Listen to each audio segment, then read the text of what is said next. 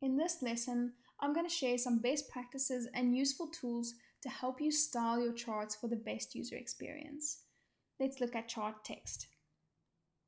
So when adding a chart to your interface, it's important to use chart text to give your users more context about the data that they're looking at. You do this by adding descriptive headings, labeling both your X and Y axis, adding labels to your data, and using legends. Now, while this seems like an extra tedious step when you're creating your charts, it might mean the difference between a user understanding the data or not. So in my view, that makes it worth it. When adding text to your chart, you also want to use bold sparingly to emphasize key elements. And remember from the color palette video where we discussed using patterns to help users with restricted vision differentiate between series. So how do you actually choose colors for your charts? Well, I recommend another handy tool from the team at learnui.design. It's called the Data Visualization Color Palette Generator.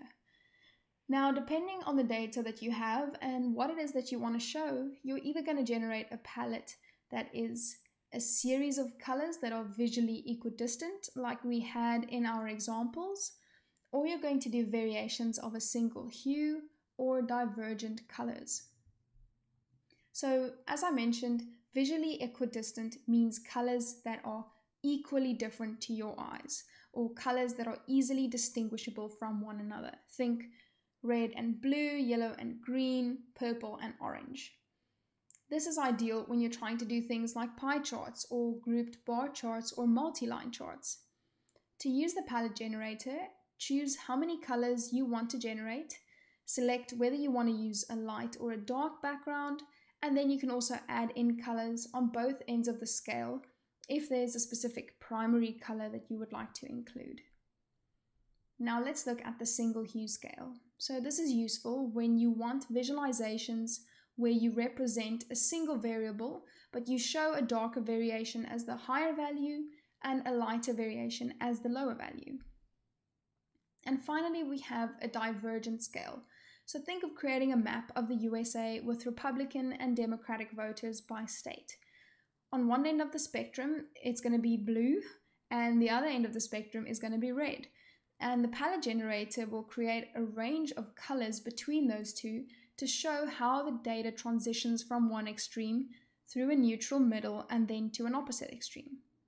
So by using the data color picker tool, you'll be able to generate color palettes that work for a variety of data types. Congratulations on completing this UI Design Basics course from XMPRO. It's been such a pleasure to share tips and best practices with you to help you design apps that wow your team and your users. Now, I would really love to get your feedback on this course so that we can keep on improving it. Please click the link below to complete the survey on your experience of the course and tell us what you think, where we fell short, how we can improve going forward. I appreciate you taking the time to watch all of the videos and I look forward to your questions.